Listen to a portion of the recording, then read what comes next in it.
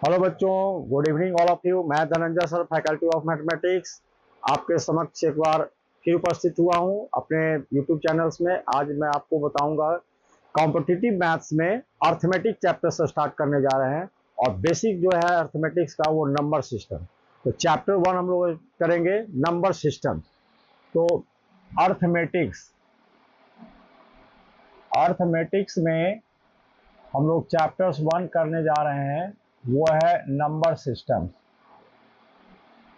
Number systems, देखिए number systems को जो है हम लोग बेसिकली कैटेगराइज करते हैं। पहले यहाँ पर देख लीजिए कैसे हम लोग कैटेगराइज करते हैं। नंबर सिस्टम्स को कैटेगराइज किया गया है टू वेज में, दो तरह से किया गया है। एक रियल नंबर्स और दूसरा होता है imaginary numbers. Imaginary number imaginary numbers जो है वो क्या होता है, एज फॉर एग्जाम्पल √√-3, √7, ये सब इमेजिनरी नंबर्स है। रियल नंबर्स में हम लोग को पढ़ना है दो तरह से, rational number and irrational number. Irrational number, rational numbers को कैटेगराइज किया गया है आपको इंटीजर एंड फ्रैक्शन। ठीक है, तो फ्रैक्शंस इंटीजर्स में हम लोग को आते हैं तो पॉजिटिव इंटीजर्स,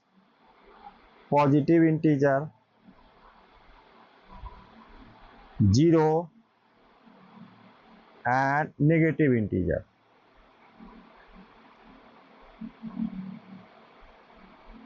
तो पॉजिटिव इंटीजर में ही आपका आ गया नेचुरल नंबर एंड जीरो जिसमें शामिल होगा वो होल नंबर होगा। नेचुरल नंबर में ही आ गया कंपोजिट नंबर्स, प्राइम नंबर्स और नेगेटिव इंटीजर। तो इस तरह से कैटेगराइज किया गया है। तो सबसे पहले हम लोग स्टार्ट करेंगे नेचुरल नंबर से। ओके, फर्स्ट हम लोग देखते हैं यहाँ natural number. What is natural number? तो नेचुरल नंबर्स आप बच्चे से पढ़ते आ रहे हैं कि गिनती की संख्या को क्या करते हैं, नेचुरल नंबर्स कहते हैं। तो counting numbers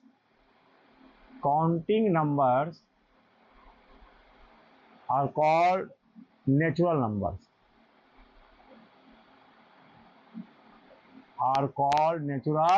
numbers. It is denoted by, इसको हम लोग डिनोट करते हैं, it is denoted by capital letter n. Okay, तो काउंटिंग नंबर मतलब गिनती की संख्या को हम लोग प्राकृतिक संख्या कहते हैं और इसको डिनोट करते हैं कैपिटल लेटर n से। n इज इक्वल टू होता है 1 2 3 4 डॉट डॉट डॉट। ठीक है, अगर इसको हम लोग नंबर लाइंस पे दिखाना चाहें तो नंबर लाइंस पे आप स्टार्ट कर सकते हैं 1 से 1 2 3 4, इस तरह से ये नेचुरल नंबर्स है। ठीक है, अब नेचुरल नंबर्स में हम लोग को पढ़ना क्या है। नेचुरल नंबर्स में हम लोग कंपटीशन में देखना है कि इसका सम क्या होगा, प्राकृतिक संख्या का प्रथम n प्राकृतिक संख्या का योग क्या होगा, या इसके स्क्वायर का सम क्या होगा, या इसके क्यूब का सम क्या होगा। ठीक है, तो नोट पॉइंट्स में हम लोग क्या क्या देखेंगे। फर्स्ट, पहला आ सकता है प्रथम n प्राकृतिक संख्याओं का योग। प्रथम n प्राकृतिक संख्या मतलब 1 + 2 + 3 dot dot dot n is equal to, इसका फॉर्मूला होता है n into n plus 1/2, where n जो है वो नंबर ऑफ टर्म्स को रिप्रेजेंट करता है।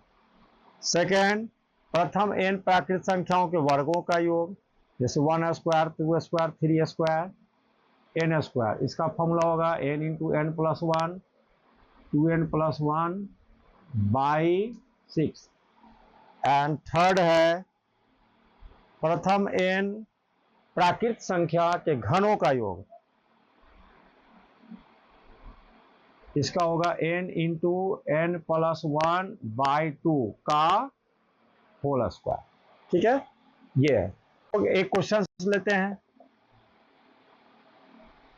1 + 2 + 3 + डॉट डॉट डॉट 50।